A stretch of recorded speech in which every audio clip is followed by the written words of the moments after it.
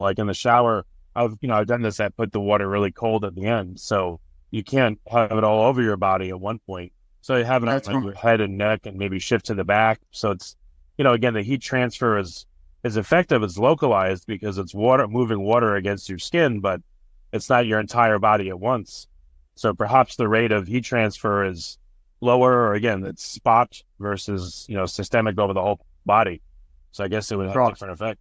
That's right. Yeah. So as I said, I'm not aware of any systematic studies that have compared, the rate of change in body temperature and muscle temperature, comparing, sitting in a cold bath versus having a shower and water at the same temperature. But if I had to hazard a guess, I expect that, core temperature and muscle temperature would decrease more rapidly and be more sustained in response to sitting in a cold bath as opposed to having a cold shower. I've heard some people, it's just anecdotal, but some people at the gym I go to, they're like, oh, when I did cold water immersion after working out, it seems like it cannibalized my gains in the gym. I guess, I don't know, there's this thought that if you do it too much or too often or for too long, that it actually impedes your ability to make gains. Have you heard anything like that? Yeah, well, we published some of the first original research to sort of establish that idea. So, yeah, one of my students did a really nice training study in which he had two groups of athletes. So but all the athletes did 3 months of strength training in the gym. And at the start of the study, we measured their strength and we measured their muscle cross-sectional area. And then they did 3 months of training. So they were training twice a week in the gym, a strength-focused training. And half the group did cold water immersion after their resistance training. So they sat in a cold water bath for 10 minutes at 10 degrees Celsius. And then the other half of the group did what we call active recovery. So basically they sat on a bicycle for 10 minutes and just pedaled at a low intensity, so that they did an active recovery. We also took some muscle biopsies, some small tissues, some small samples of muscle. So at the end of the study, we compared all of these things between the cold water immersion group and the active recovery group. And what we found was that the cold water immersion group, both groups gained muscle mass and both groups got stronger, but the gains in muscle strength and muscle mass were smaller in the cold water immersion group compared with the active recovery group. So to us, that was a fairly clear indication that if athletes are in a phase of their training where they're looking to build muscle mass, so they're in a hypertrophy phase of their training, then doing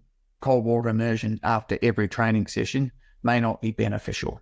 So the spin that we put on it is that cold water immersion is perhaps not such a good idea during phases of the season where athletes are looking to build muscle mass, so perhaps the early to mid part of the season. But during the later part of the season, when they're sort of entering the competition phase, when they're not so concerned about building muscle mass, it's more about maintaining muscle mass and maintaining a fairly regular training intensity and training volume, then perhaps, and also if they're, the frequency of their competition, their gains is increasing at that phase of the season, then there's probably no harm in terms of doing cold water immersion after exercise. So if you're looking for a quick turnaround, a quick recovery between training sessions or between games, and you're not concerned about building muscle mass, only maintaining muscle mass, then cold water immersion, there's certainly no harm in doing muscle mass, but doing cold water immersion. But that idea seems to have really entered the mainstream, and people have the everyday weekend warriors have really sort of sat up and taken notice of our research, and several other groups around the world have been able to back up our findings. So we're fairly confident that. How longitudinal was your study?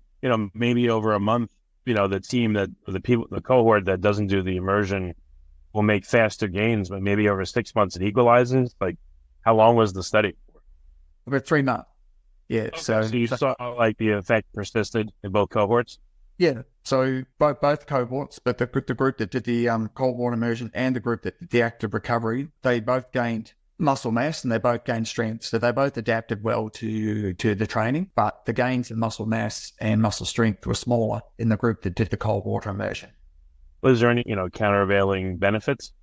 Well, as I said, our research and the work of quite a few others have shown, these calming and relaxing effects of cold water immersion. So certainly that's one potential benefit. And cold water immersion has also been consistently shown to reduce muscle soreness. The key here is probably when you do the cold water immersion after your exercise and how frequently you do it. So in that first 3 to 4 hours after a gym session, there are things going on in your muscles that are really important in terms of stimulating the muscle growth and repair, tissue repair, that are important for long-term adaptation across the weeks and months. And we feel that if you're intervening during that period and using cold water immersion, then it may not be beneficial to do cold water immersion immediately after a gym training session. It might be better to leave the cold water immersion until maybe 3-4 hours, even 6 hours, 12 hours, or 24 hours after a gym session.